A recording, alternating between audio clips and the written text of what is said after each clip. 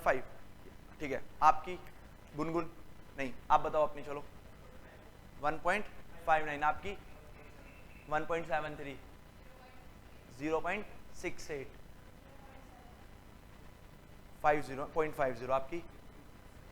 देखो time period same होना चाहिए था ना, क्योंकि यहां से आगे गिरने का, पर सबकी रीडिंग क्यों अलग अलग आई है या नहीं आई है?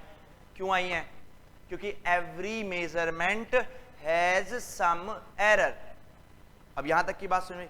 अब क्वेश्चन ये आता है कि फिर भैया इसकी सही रीडिंग कौन सी है? इसकी है, उसकी है? मुझे भी नहीं पता भाई किसकी है। तो जब हम ऐसी सिचुएशन में आएगा कि हमें सही रीडिंग ही ना पता हो, तो हम ऑब्जर्वेशन को ना नंबर ऑफ टाइम्स रिपीट करेंगे और उसका क्या कैलकुलेट कर लेंगे? मीन कैलकुलेट कर लेंगे। वो मीन हमेशा हमें क्या बताएगा बच्चे? एरर बताएगा। वो भी मैं आपको समझाऊंगा। पहली बात तो ये समझ में, एरर आता है या नहीं आता? जबकि सबका टाइम पीरियड कैसा आना चाहिए था? सेम आना चाहिए।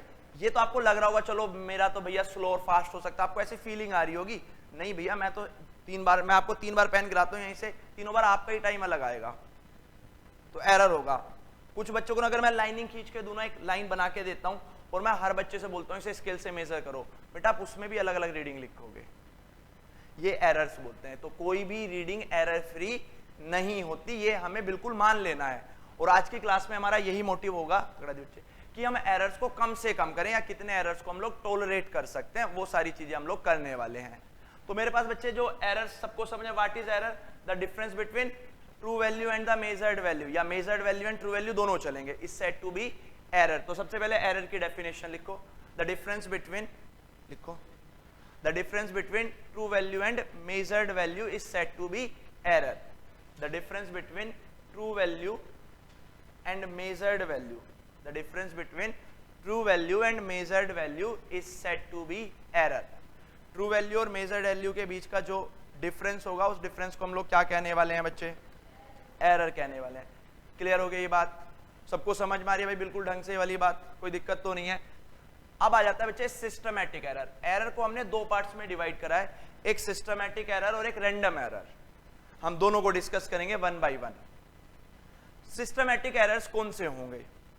सिस्टमैटिक एरर्स वो एरर्स होते हैं बच्चे जिनके हमें सोर्स नोन हो, जिनके हमें सोर्स नोन हो, कि हमें पता है कि हमारी वैल्यू में एरर क्यों डेवलप हो रहा है। जैसे अभी आप लोगों ने करा था कि आपको पता था कि आपकी वैल्यू में एरर क्यों आ रहा है? नहीं पता था किसी को भी। क्या पता था बताओ? अगर आपको पता होता तो अगली 2 रीडिंग सेम ले आओगे आप? नहीं लेके आ पाओगे। तो एक वो एरर जिसके सोर्स आपको पता ही ना हो, जिसके सोर्स आपको पता ही ना हो, उन्हें क्या बोलते हैं बच्चे हम लोग? Random error. और जिनके सोर्स हमें पता हो, जिनके हमें सोर्स नोन हो, उन्हें हम क्या बोलते हैं? Systematic error. तो कौन से एरर आसानी से हटाए जा सकते हैं, रैंडम एरर या सिस्टमैटिक एरर? भाई जिनके सोर्स हमें नोन है तो उन्हें तो बड़ी आसानी से हटा सकते हैं।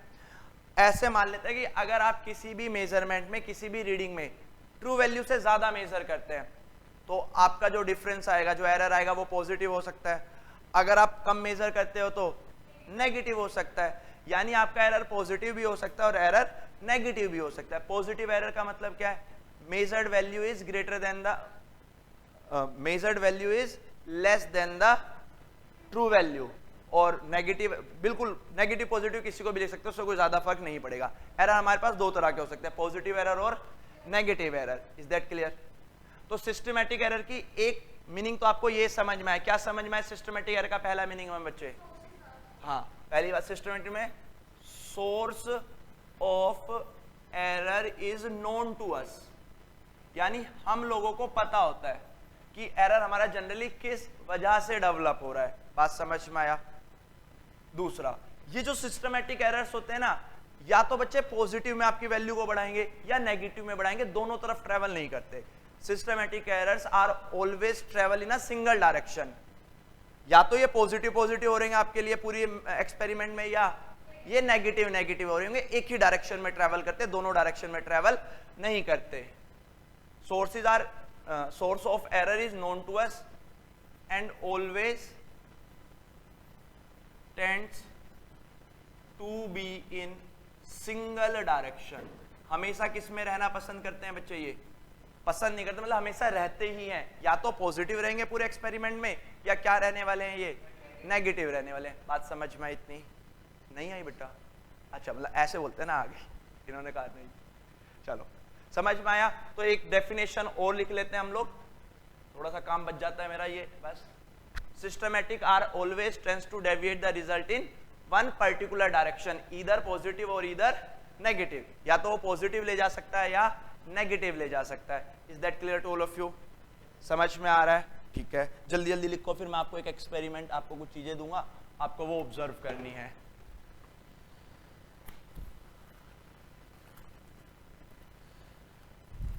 वोल्ट मीटर, मीटर सबको पता है क्या होते हैं? क्या होते हैं? अरे भाई वोल्ट मीटर कह रहा हूँ, स्पीडोमीटर नहीं कह रहा। किसको मेजर करते हैं? वोल्ट मीटर को मेजर करते हैं। अगर मैं आपको चीजें दूंगा तो गिराओगे तो नहीं? अरे मत गिराना ना, ऐसे को नहीं गिराएंगे। गिरा दो पर कॉन्फिडेंस तो दो कि हम नहीं गिराने वाले। गिर गया तो भी कुछ भी नहीं है, बस फीस तेरी 25,000 से मैं 30,000 कर दूंगा।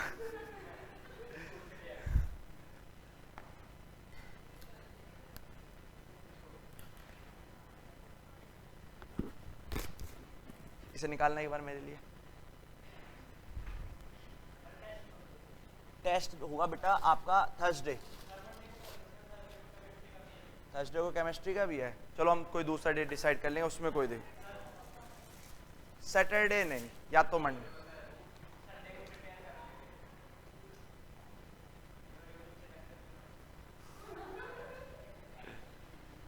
हम लोग वेडनेसडे रखा करेंगे आपका टेस्ट, एवरी वेडनेसडे।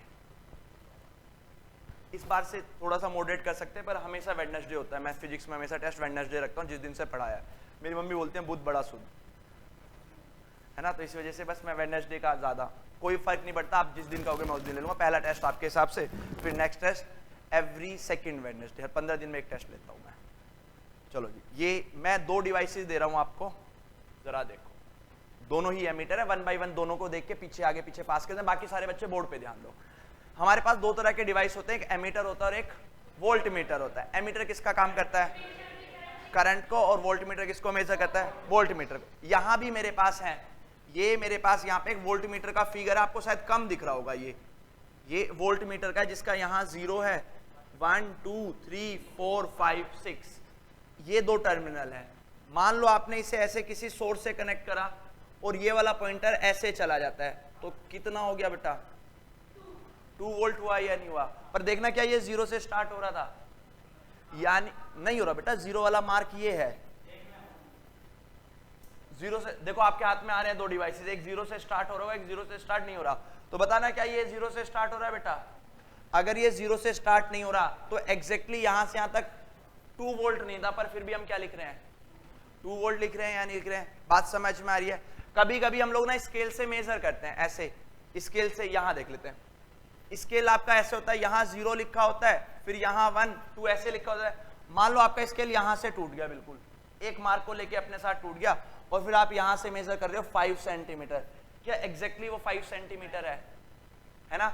आपकी वैल्यू में एरर आ गया। आपकी वैल्यू में क्या गया? क्यों आया एरर? क्योंकि इंस्ट्रूमेंट खराब था आपका। क्या था? इंस्ट्रूमेंट खराब था या नहीं था? तो ऐसे एरर, ऐसे सिस्टमैटिक एरर्स जिनका इंस्ट्रूमेंट खराब होने की वजह से भी रीडिंग कैसी हो सकती है बच्चे? अब मैं कहता हूं इस वाली रीडिंग को सुधारो, बदल दोगे, अपना इंस्ट्रूमेंट बदल दोगे। आपके 2 एमीटर आए थे, एक 0 से स्टार्ट नहीं होता, एक 0 से स्टार्ट होता है, तो आप 0 से स्टार्ट वाले को लोगे तो ये वाले एरर हटाए जा सकते हैं क्या? सिस्टमैटिक एरर्स में be generated from the number of sources. बहुत सारे रीजन हो सकते हैं उसके, कोई दिक्कत तो नहीं है। समझ में आई हमें ये वाली बात? तो what are instrumental errors? Are the sub part of systematic errors. Instrument error developed due to error in system, developed due to कि हमारे सिस्टम में एरर है, इसीलिए हम लोग इसे क्या कर पाए बच्चे? डेवलप कर पाए। बेटा बात ना करें थोड़ी देर, समझ में नहीं आया ये बात? नहीं आया? फिर अब बात ना करें। अगर कोई डाउट है तो आप मुझसे पूछ लें। तो इंस्ट्रूमेंटल एरर हमें समझ में आया, ठीक है। दूसरा, कभी कभी एरर इसलिए भी डेवलप हो सकता है कि आपको एक्सपेरिमेंट करने का सही तरीका नहीं पता। एक्सपेरिमेंट करने का सही तरीका नहीं पता, ठीक है। मान लो आपको बुखार हुआ, तो 2 तरह से आपको मैं मेजर कर सकता हूं, टेम्परेचर एक यहां से माउथ से और एक आर्मपिट से हम लोग डिस्कस कर सकते हैं। जब हमें फीवर मेजर करना होता है तो मुझे अपनी बॉडी का एग्जैक्ट टेम्परेचर लेना होता है, और हमारी बॉडी का एग्जैक्ट टेम्परेचर यहां से आता है आर्मपिट से। और कुछ डॉक्टर्स क्या करते हैं, थर्मामीटर को मुंह में लगा देते हैं। तो क्या हमें एग्जैक्ट ट्रू रीडिंग मिली? क्या ये सिर्फ क्यों नहीं मिल पाई, क्यों एरर डेवलप हुआ? क्योंकि हमारी जो टेक्निक थी, जो एक्सपेरिमेंट, जो सही तरीका था एक्सपेरिमेंट करने का, उसे हमने या तो जानबूझ के किया नहीं या हमें पता नहीं था। तो एरर इस वजह से भी डेवलप हो सकते हैं, इम्परफेक्शन इन एक्सपेरिमेंटल प्रोसीजर, कि हमें एक्सपेरिमेंट करना सही से नहीं आता, इसलिए हमारे क्या डेवलप हो गए बच्चे, एरर्स डेवलप हो गए। समझ? मुंह पे तो बेटा वो शरारती होते, हाथ के नीचे लगाने नहीं देते। डॉक्टर कहते हैं चलो ठीक है 1-2 पॉइंट का एरर होगा, उसे हम नेग्लिजिबल मान लेते हैं, पर एग्जैक्टली तो आर्मपिट से ही आता है। तो जब भी आपको टेम्परेचर लेना हो तो आर्मपिट सबसे सही टेम्परेचर देता है आपकी बॉडी का। ठीक है, ये बात सबको समझ में आई? अच्छा, आपसे मैं कहता हूं 4 सेंटीमीटर की लाइन ड्रॉ करो, है ना। तो आपने क्या करा, आपने देखा कि जो आपकी पेंसिल है वो ज्यादा शार्प नहीं थी, है ना, मोटी पेंसिल से आपने बना दिया। तो आप यहाँ 4 की जगह आप 3.5 से स्टार्ट करोगे और क्या करोगे 7.5 तक ड्रॉ कर दोगे। वो सिर्फ इसलिए क्योंकि आप केयरलेस थे, है ना। आपको पता था कि भाई मैं अगर पतली पॉइंटेड पेंसिल लूंगा तो ज्यादा एक्यूरेट बना पाऊंगा। तो कभी कभी आपके खुद के पर्सनल गंदी आदतों की वजह से भी क्या हो जाते हैं बच्चे, एरर डेवलप हो जाते हैं। उन एरर्स को क्या बोलते हैं बच्चे, पर्सनल एरर। ठीक है, क्या आप इन एरर्स को हटा सकते हो? है ना, थोड़ा सा ध्यान से कर लो तो पर्सनल एरर हो जाएंगे, मेथड सीख लो तो एक्सपेरिमेंटल एरर, और अपने ठीक ठाक से डिवाइस यूज करो तो उनसे क्या हो जाएंगे, इंस्ट्रूमेंटल एरर भी खत्म हो जाएंगे। तो मुझे बताओ सिस्टमैटिक एरर्स कितने पार्ट्स में क्लासिफाइड हैं? 3 पार्ट्स, इंस्ट्रूमेंटल, इम्परफेक्शनल और पर्सनल एरर्स। तो पर्सनल एरर के लिए थोड़े से केयरफुल हो जाओ, इन्हें डिफाइन करने की हमें जरूरत नहीं है। क्या कह रहे हो? केयरफुल, हाँ ठीक है, मतलब उसमें थोड़ा सा और ध्यान दो। जब हमें मैग्नीफाइंग ग्लास करके यूज कर लो, अगर कोई ऐसी चीज हमें अच्छे से नहीं दिखती तो मैग्नीफाइंग ग्लास करके देखो, तो वो सारी चीजें हम लोग इसमें कर सकते हैं। टेक्निक थोड़ी सी सुधार सकते हैं, और जो अपने डिवाइसेस हैं उन्हें क्या कर सकते हैं बच्चे हम लोग। ठीक है, एक ऐसा एरर है जो हमेशा आपकी कैलकुलेशन में रहेगा, जिसे आप चाह के भी नहीं हटा पाओगे, least count error. Least count error, उसका मतलब मैं आपको समझाता हूं। ये पहले लीस्ट काउंट एरर पे आते हैं, फिर रैंडम एरर्स पे आएंगे। लीस्ट काउंट एरर का मतलब क्या है? नहीं, रैंडम एरर वो हमारा हो गया सिस्टमैटिक एरर, फिर एक होता है हमारा लीस्ट काउंट एरर, और तीसरा होता है हमारा रैंडम एरर। तो लीस्ट काउंट एरर ऐसा एरर है जो हमेशा रहेगा, इसे कभी नहीं हटा सकते।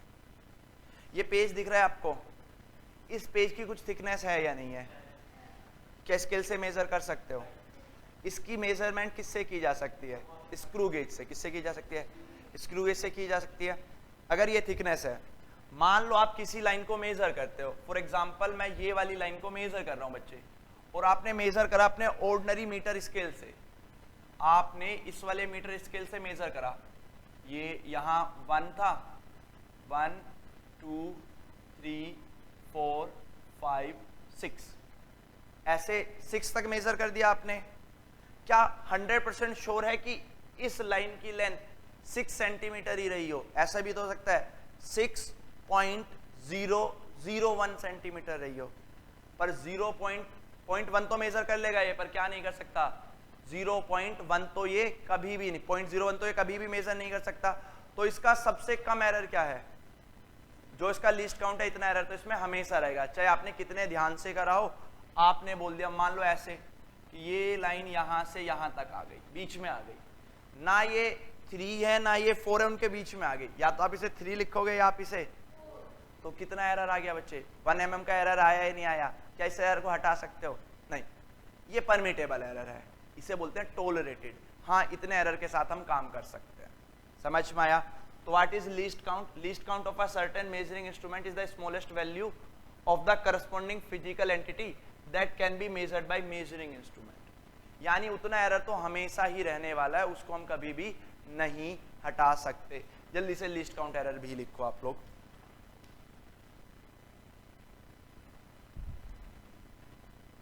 उसके बाद आएगा हमारा रैंडम एरर।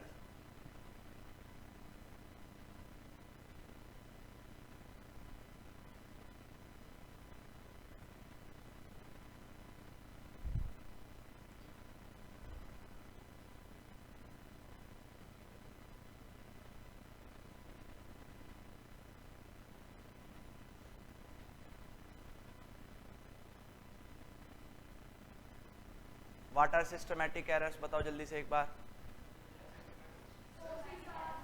सोर्स जिनके नोन हो and that can be eliminated. एक नोट डाल दो, systematic errors can be eliminated. Smallest, ये स्मॉलेस्ट वैल्यू टी वी के साथ चला गया, स्मॉलेस्ट वैल्यू, ये टी इसके साथ होगा फिर वो वैल्यू आ जाएगी। Smallest value of the corresponding physical entity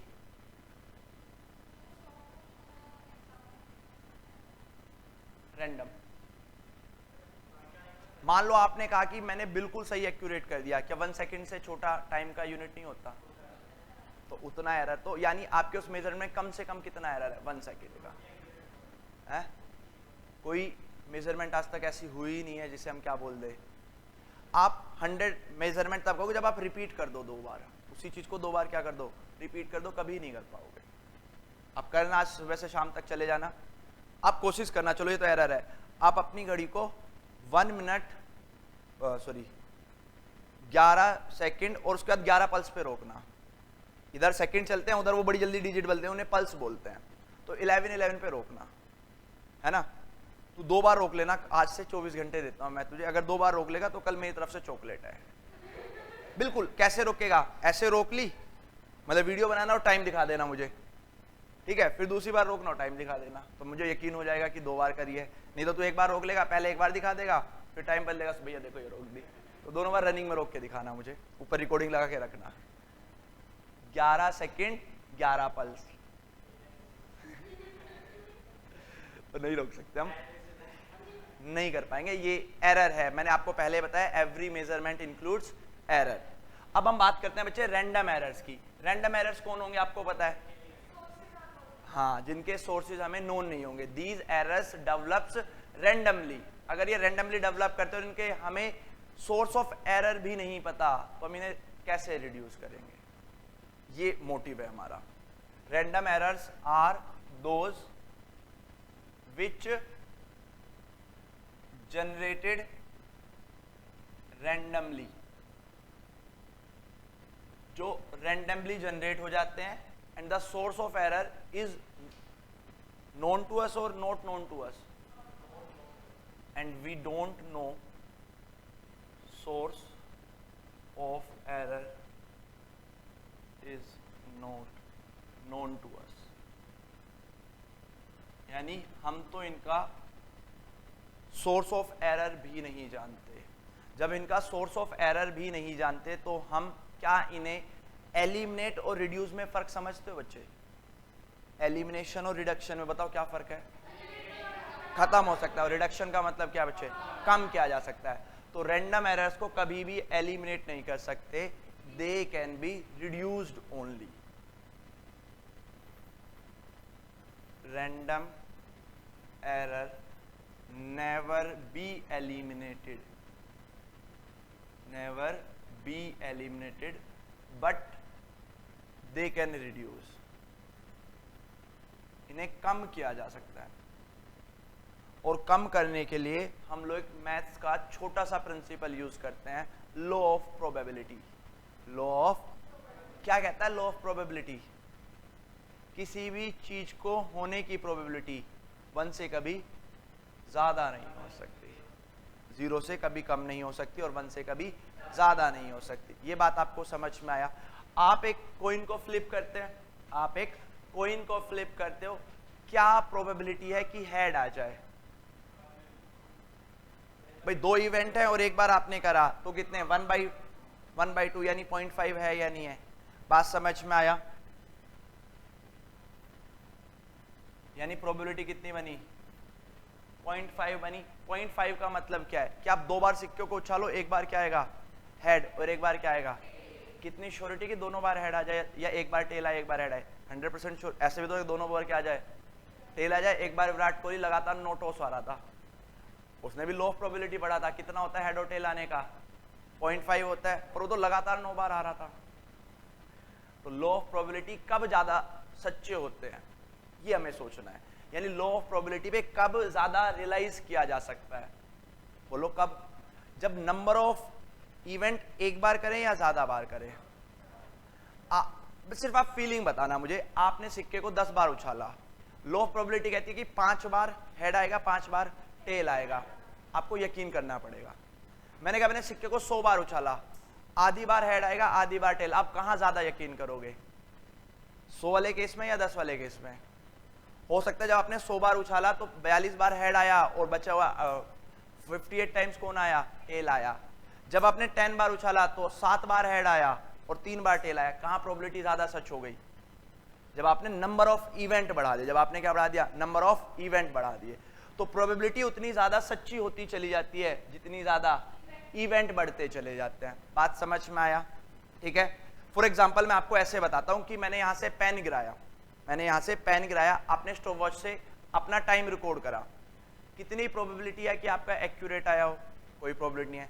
कितनी प्रोबेबिलिटी है कि आपने ज्यादा मेजर किया हो? 50। हो सकता है कि आपने ज्यादा एक्यूरेट करा हो तो 0 प्रोबेबिलिटी है उसकी। आपने ट्रू वैल्यू से ज्यादा एक्यूरेट करा 50%, ट्रू वैल्यू से कम करा 50% है या नहीं है? बात समझ में आया? कोई दिक्कत तो नहीं है। आपने 10 रीडिंग ली, आपने क्या ली, 10 रीडिंग ली। मैंने कहा कि ऐसे मान लेता हूं कि आपने 5 बार तो ट्रू वैल्यू से 1 ज्यादा मेजर करा और 5 बार ट्रू वैल्यू से कम मेजर करा, ऐसे मान सकता हूं। इनका एवरेज निकालो, क्या आ जाएगा इनका एवरेज? देखो जो एक्स्ट्रा वाला है वो कम वाले से क्या हो जाएगा, बैलेंस होगा या नहीं होगा, और आपको क्या मिल जाएगा, ट्रू वैल्यू मिलेगी या नहीं मिलेगी। तो आपने जब भी एक्सपेरिमेंट करा है तो आपकी मैम ने कहा कम से कम 5 रीडिंग लिखनी है। क्यों कहा है मैम ने 5 रीडिंग? उन्होंने ऐसे मान लिया कि बच्चा 2 बार ज्यादा लिखेगा, 2 बार कम लिखेगा, और जब एवरेज कैलकुलेट करेगा तो ट्रू वैल्यू के नियर अबाउट आ जाएगा। कैसा आ जाएगा? ट्रू वैल्यू के नियर अबाउट आ जाएगा। तो लॉ ऑफ प्रोबेबिलिटी क्या कहती है? लॉ ऑफ प्रोबेबिलिटी इस बात का चैलेंज करती है कि आप जितनी ज्यादा बार अपने इवेंट को बढ़ाओगे उतने ज्यादा आप किसके क्लोज चले जाओगे, एक्यूरेसी के क्लोज चले जाओगे। क्योंकि आधी बार आप ज्यादा मेजर करोगे, आधी बार आप कम मेजर करोगे, और जब एवरेज कैलकुलेट करोगे तो ट्रू वैल्यू आएगी या नहीं आएगी। अब मैं 2 सेट ऑफ एक्सपेरिमेंट आपके साथ डिस्कस करता हूं। इसने ओम्स लॉ के लिए, वीआई के लिए, इसने 5 रीडिंग ली, उस बच्चे ने 7 रीडिंग ली, दोनों ने अपना एवरेज कैलकुलेट करा। आप किसके रिजल्ट को ज्यादा अच्छा मानोगे? जिसने 7 ली होगी। तो किसी भी एक्सपेरिमेंट से आपको क्या चाहिए बच्चे? अगर ट्रू वैल्यू ज्यादा चाहिए तो आपको क्या करना है बच्चे? इवेंट के नंबर बढ़ाने होंगे। बात समझ में? आपने सबने गोल्ड फॉइल 8th क्लास में गोल्ड फॉइल एक्सपेरिमेंट पढ़ा था, रदरफोर्ड गोल्ड फॉइल एक्सपेरिमेंट। एक गोल्ड पे यहां से अल्फा पार्टिकल की बम्बार्डमेंट की जाती थी जिससे उन्होंने एटॉमिक मॉडल बताया था। 9th या 10th में सुना तो होगा। उनका रिजल्ट बहुत अच्छा था। उन्होंने पता कितनी रीडिंग ली थी?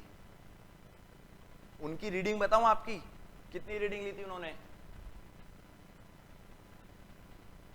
10 to the power 9। 10 to the power 9 क्या है बच्चे? बिलियन से भी 10 गुना ज्यादा। बिलियन में 8 हो जाते हैं, तो ज्यादा है या नहीं है? उन्होंने यहां से इतने अल्फा पार्टिकल भेजे थे, चाहते तो वो भी तो आपकी तरह 5 की रीडिंग लेकर अलग कर लेते, और उन्हें पता था 5 में लॉ ऑफ प्रोबेबिलिटी ट्रू नहीं होता। लॉ ऑफ प्रोबेबिलिटी जब ज्यादा ट्रू होगा जब हम क्या करेंगे बच्चे? ज्यादा रीडिंग्स बनाएंगे। और ज्यादा रीडिंग्स के लिए उन्हें 4 साल लगे थे अपने रिजल्ट को पूरा देखने में, एक्सपेरिमेंट करने में, इतनी सारी रीडिंग लेने में 4 साल लगे थे। समझ में आया? आप लोग एक रूल पढ़ते हो बस ऐसे इंटरेस्ट के लिए, कैपलर्स का लॉ आएगा अभी आपके में, शायद आपने पहले भी कहीं कैपलर्स का लॉ सुना हो, अगर नहीं सुना तो कोई बात नहीं, मैं आपको बताता हूं। कैपलर्स या न्यूटन्स के लॉ, कैपलर्स के लॉ ये कहते हैं कि जो आपके प्लैनेट्स है वो सन के अराउंड रिवॉल्व करते हैं। ये आपको पता, हीलियोसेंट्रिक थ्योरी जिसे आप लोग बोलते हैं। इस थ्योरी को बनाने के लिए एक साइंटिस्ट थे पोर्टलोमी। उन्होंने पता कितनी रीडिंग लिखी थी? उनके घर का जितने भी कमरे थे सब पेपर्स की रीडिंग से भर गए थे, तब जाके वो ये लॉ बना पाए। क्योंकि जितनी ज्यादा रीडिंग आप लोग लेते हो उतना ज्यादा प्रिसाइज रिजल्ट देते हो आप। समझ में आया?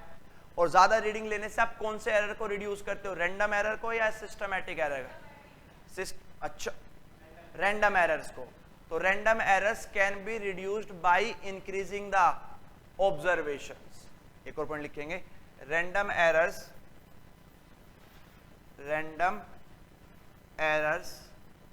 Can be reduced by taking number of observation। Taking number of observation. हम जितने ज्यादा ऑब्जर्वेशन लेंगे उतने अच्छे चांसेस होंगे कि हम किसको कम करते चले जाएंगे बच्चे, रैंडम एरर्स को कम करते चले जाएंगे। Is that clear to all of you? ये बात हमें समझ में आई। नेक्स्ट देखते हैं इसी में। चलो, हम किसी भी एक्सपेरिमेंट को किस लिए परफॉर्म करते हैं? हमें उसका रिजल्ट पता होता है या रिजल्ट निकालना होता है? और हमें पता है कि हर रीडिंग में क्या है बच्चे, एरर है। तो फिर हम एक ट्रू रिजल्ट कैसे लिखेंगे? मीन कैलकुलेट करके। तो mean of the readings is always considered as true value. Mean of the readings is always considered as true value. Mean of all observations और readings is considered as true value। उसे आप true value किस law के behalf पे बोल रहे हो बच्चे? Law of probability. प्रोबेबिलिटी से यही तो सीखा कि भाई आधी बार हमने ज्यादा मेजर कर लिया और आधी बार हमने, ऐसा थोड़ी ना कि आप हमेशा ही ज्यादा मेजर करोगे। किसी बार जल्दी में जल्दी स्टॉप वॉच बंद करोगे, कभी लगेगा इस बार तो मैंने जल्दी कर दिया, अगली बार ज्यादा टाइम से करोगे तो वो चलेगा। ठीक है, तो मान लो आपने एक एक्सपेरिमेंट करा और उस एक्सपेरिमेंट में रीडिंग्स आई आपके पास। क्या है बच्चे? रीडिंग्स आई A1, A2, A3, A4, A5, A6, ऐसे मान लेता हूं। आपने टाइम का मेजरमेंट करा, आपने लेंथ का मेजरमेंट करा, तो रीडिंग्स आ गई। टाइम का करोगे तो A1 is equal to 1.1 second, A2 is equal to 1.2 second, A3 is this second, 4 second, ऐसे लिख सकते हैं, लिख सकते हैं। बात समझ में आया? तो A1, A2, A4, A5, A5 and A6 को क्या कहने वाला हूं मैं? Measured value. क्या बोलने वाला हूं इन्हें? मेजर्ड वैल्यू या मेजर्ड रीडिंग। मेजर्ड वैल्यू और मेजर्ड रीडिंग। तो मैं दोनों में से कोई सा भी वर्ड यूज करूंगा, या तो बोलूंगा these are my measured value और these are my measured. True value कैसे बताओगे? हाँ, ट्रू वैल्यू का दूसरा नाम क्या रख लिया हमने? Mean value. और मीन तो आई थिंक सबको कैलकुलेट करना आता है। कैसे करते हो? इनको सम कर दो, जितने नंबर ऑफ ऑब्जर्वेशन है उतने से डिवाइड। इस केस में कितने से करूं? 6 से। अगर n होते तो n से। A1 plus A2 plus A3 plus AN divided by n।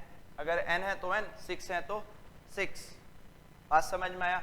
तो इसी को मैं क्या कहने लगूंगा आज से? ए मीन। जनरली मैं ए मीन कहूंगा, considered as a true value, वो भी सही है, कुछ भी गलत नहीं है। AT भी लिखूंगा, ए ट्रू वैल्यू। तो ए मीन का हमारे पास फॉर्मूला है A1 plus A2 plus AN upon n। कोई मुश्किल तो नहीं है, समझ में आया? इससे हटके एक एक्सपेरिमेंट करते हैं।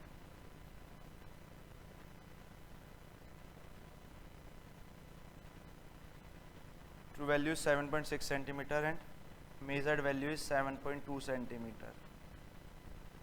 ये एक एक्सपेरिमेंट करा बेटा मैंने, उसकी ट्रू वैल्यू थी 7.6 सेंटीमीटर और मेजर्ड वैल्यू थी 7.2 वैल्यू। एरर बताना कितना है इसमें? हाँ, कितना एरर है इसमें? आपने कैसे करा? ट्रू वैल्यू माइनस ये इस वैल्यू में एब्सोल्यूट एरर है कि इस पहली वाली वैल्यू कितना एरर डेवलप करती है। तो किसी भी वैल्यू का एरर लिखने के लिए हमें क्या करने की जरूरत होती है बच्चे? ट्रू वैल्यू माइनस A1 में कितना एरर है? True value minus measured value. True value कितनी है हमारे पास? A mean. ट्रू वैल्यू कितनी है हमारे पास? A mean. सेकंड वैल्यू में कितना एरर है? A mean minus A2। Third value में कितना है? फोर्थ वैल्यू में, फिफ्थ वैल्यू में। समझ में आया? उसी को बोलते हैं absolute error in particular value. तो मैं ऐसे लिख रहा हूं एब्सोल्यूट एरर इन A1। उसके लिए मैं सिंबल असाइन कर रहा हूं बच्चे डेल्टा A1, क्योंकि डेल्टा हमेशा डिफरेंस को बताता है। डेल्टा हमेशा किसको बताता है? डिफरेंस को। कैसे फाइंड करूंगा? ए ट्रू लिखो या क्या लिखो? ए मीन। एक ही तो बात है, या तो ट्रू लिख लो उसे या मीन लिख लो। Minus A1, minus A1। Delta A2 बताना कैसे लिखोगे? A mean minus A2। Delta A3 A3। AN, delta AN A mean minus AN। ऐसे तो लिखूंगा। तो क्या आप किसी भी वैल्यू में एब्सोल्यूट एरर लिख सकते हो? क्या आप लोग किसी भी वैल्यू में एब्सोल्यूट एरर लिख सकते हो बच्चे? इतना लिखो जल्दी से।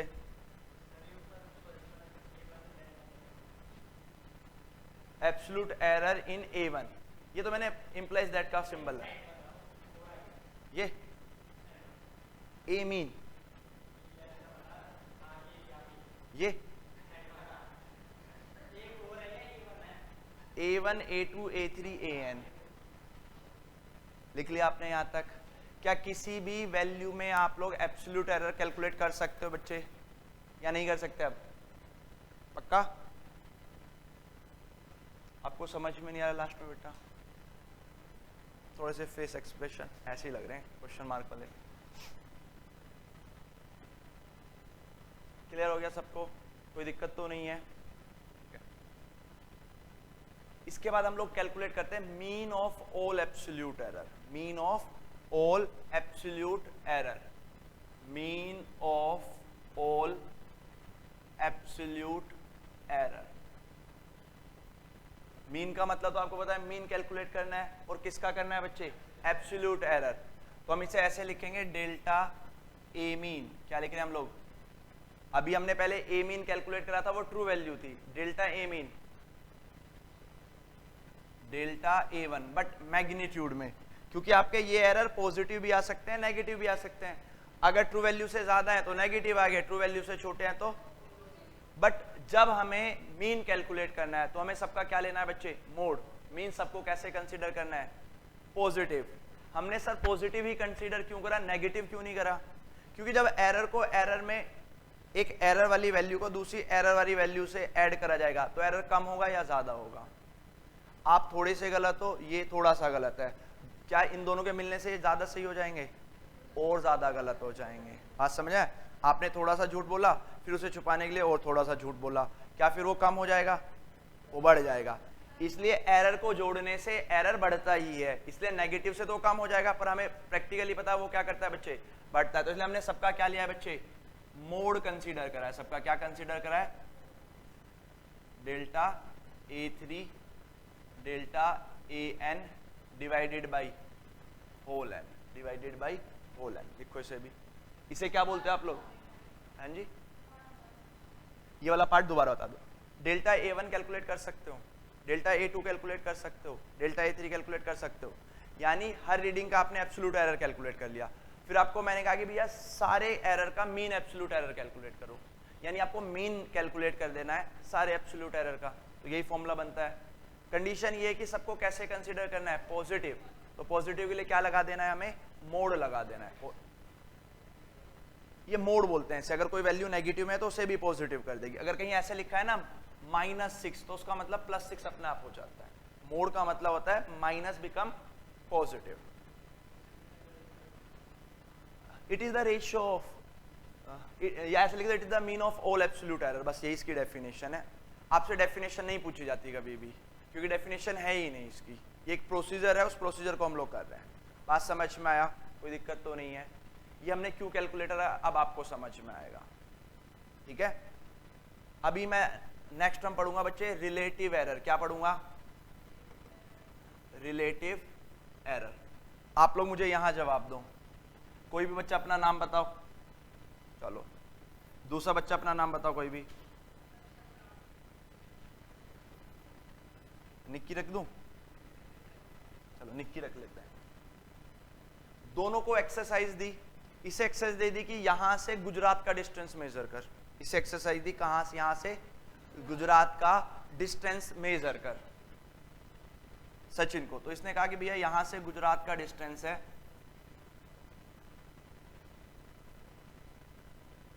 इसने कहा कि यहां से गुजरात का डिस्टेंस है कि 1860 किलोमीटर।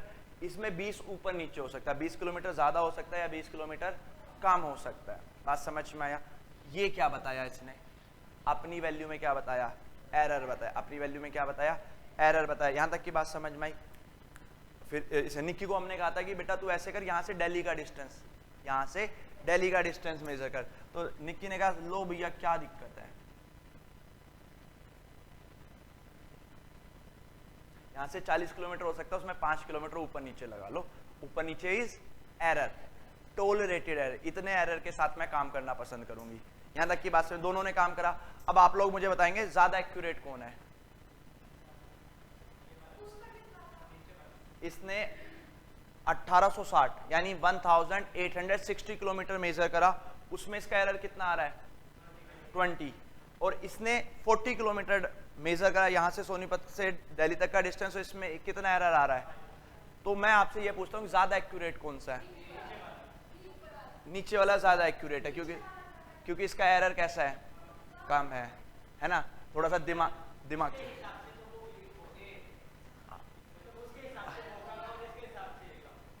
चलो ऐसे देखते हैं। इस बच्चे ने कितना डिस्टेंस मेजर करा 1860, इतना करा या नहीं करा। 1860 1860 बोलूंगा मैसेज लैंग्वेज। इसने 40 किलोमीटर करा और कितना आया।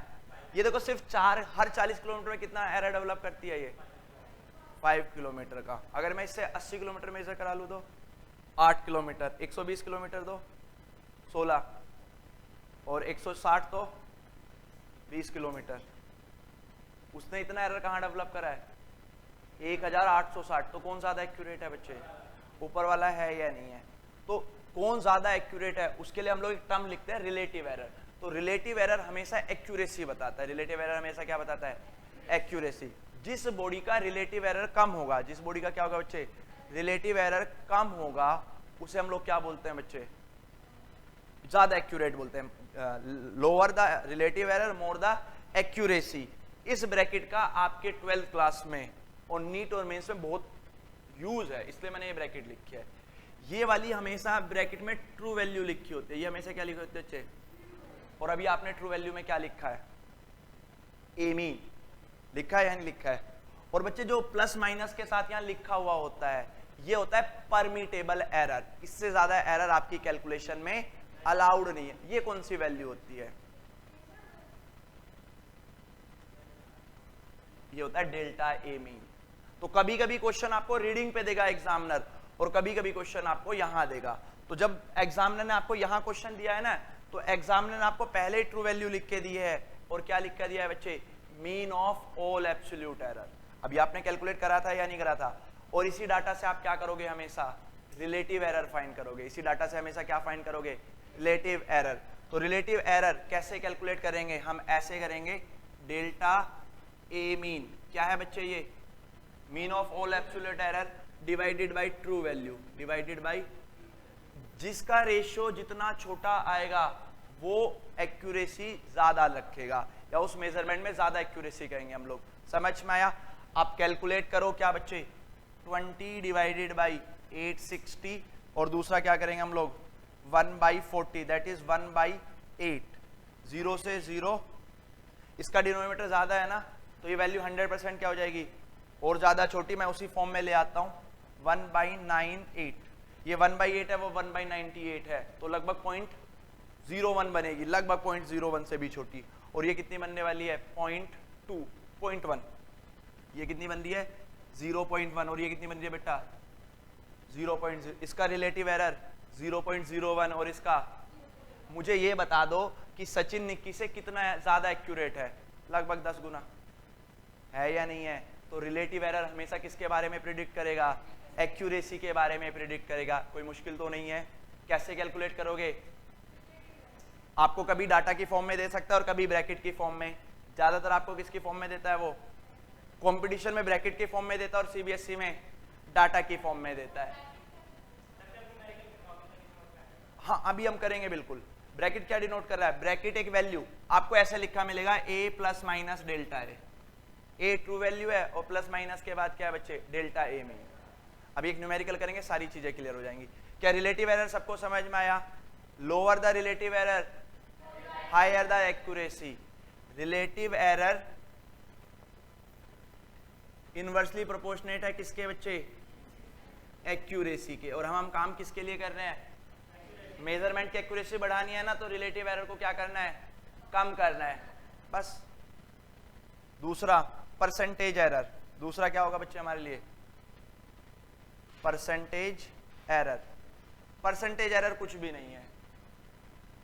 Percentage error is equal to relative error multiplied by 100। जो भी आपका रिलेटिव एरर आएगा उसे किससे मल्टीप्लाई कर देना है, 100 से मल्टीप्लाई कर देना है, तो हमारा क्या आ जाएगा, परसेंटेज एरर आ जाएगा। आई थिंक चीजें समझ में आई होंगी सबको, पक्का अच्छे से यहाँ तक लिख लिया सबने, परसेंटेज एरर तक। हमने 4 फॉर्मूले पढ़े।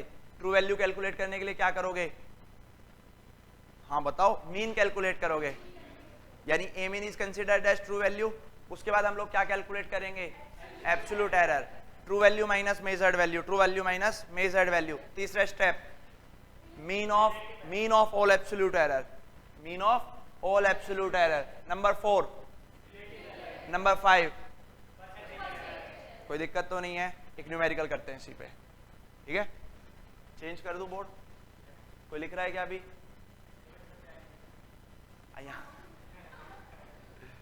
ये राय वाला क्वेश्चन करेंगे। Refractive index of a flint glass, glass होता है, फ्लिंट को छोड़ दो अभी। रिफ्रैक्टिव इंडेक्स आप लोग समझते हैं, म्यू पढ़ा था आपने।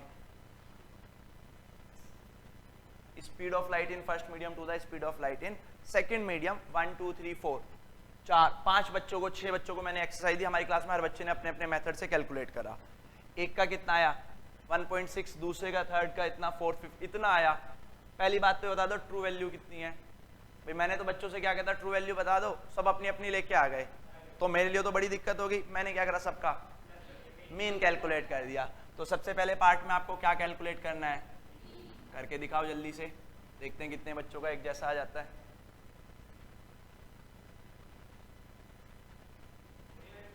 हैं? सब करने हैं बेटा, नहीं तो आप वैसे ही एरर डेवलप कर लोगे, पहले से उनमें एरर है।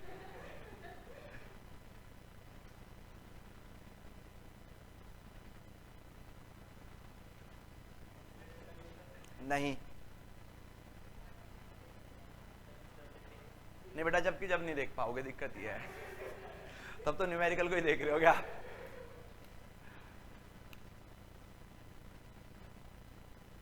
आपको इस घर वालों ने कोई जबरदस्ती का साइंस लेनी है, अपनी मर्जी से लिया है, ऐसे जैसे मुझे दुखी दुखी सा लगता है।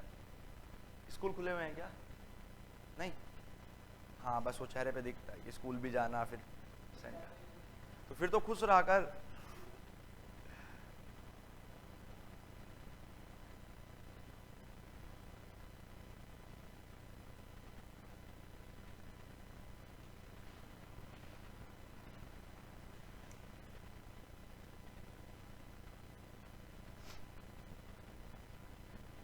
रीडिंग्स को मैं μ1 μ2 बोल रहा हूं बच्चे, ठीक है।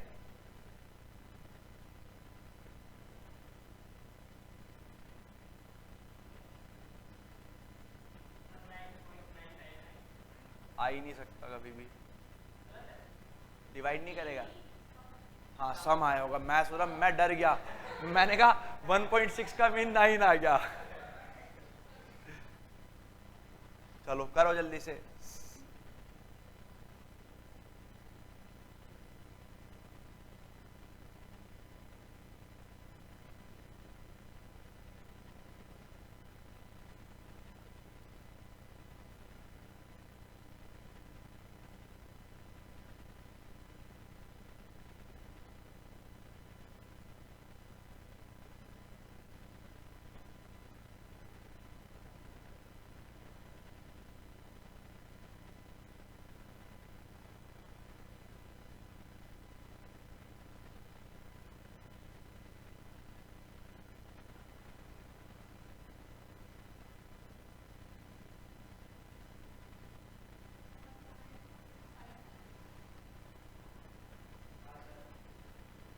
मतलब करा भी है, बस उसकी हाँ में हाँ मिला दी। देखा, म्यू मीन कितना आ गया बच्चे, म्यू मीन 59। ये हमारी क्या कंसीडर की जाएगी, अब ट्रू वैल्यू कंसीडर की जाएगी। सेकंड पार्ट आपसे क्या कैलकुलेट कराया है, mean of all absolute error. और मीन के लिए आपको सारे कौन से एरर पता होने चाहिए, एब्सोल्यूट एरर। कैलकुलेट नहीं कराया, पर मजबूरी है, उन्हें क्या करना पड़ेगा हमें, कैलकुलेट, क्योंकि इसका फॉर्मूला क्या है बच्चे, म्यू डेल्टा मीन का फॉर्मूला क्या बनेगा, डेल्टा μ1 ऐसे तो बनेगा, डेल्टा μ2। तो हमें बेसिकली पहले कैलकुलेट करके उन्हें सम करके फिर 6 से डिवाइड करना होगा। क्या सारी वैल्यूज पॉजिटिव आ रही हैं, अरे नहीं भाई, अभी तो कैलकुलेट करेगा, अभी तो तूने मीन क्या, अब आप क्या कैलकुलेट करोगे? हाँ बस, delta mu one absolute error in first value, mu mean minus mu one, 1.659 minus बोलना कितना, प्लस आ गया माइनस आ गया, ये तो प्लस में आ गया, प्लस 0.004, ठीक है। नेक्स्ट बोलो delta mu two, mu mean minus mu two, 1.659 minus 1.667 आ गया माइनस में, हाँ बिल्कुल आएगा, ये आ गया 57 में से 60, अच्छा 2, ये 1 आएगा, 0.012 माइनस में आया ना। जब वो वाली वैल्यू कंसीडर करोगे तो वहां हमें क्या लिखना है, सबको पॉजिटिव में लिखना है। जल्दी से अब मुझे कैलकुलेट करके दिखाओ mean of all absolute error. कहीं नहीं हुआ, अभी 2-3 मिनट बचे हुए हैं, करो जल्दी।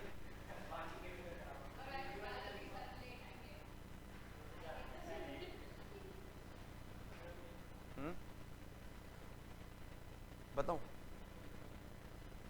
म्यू मीन यानी true value minus second measured value, second क्या है 1.667, 1.659 माइनस 1.667, कोई ज्यादा मुश्किल है क्या भाई? ये तो एक सिंपल सा प्रोसीजर है ना। करो जल्दी से, चलो इस क्वेश्चन को तो मेरे सामने करके दिखाओ।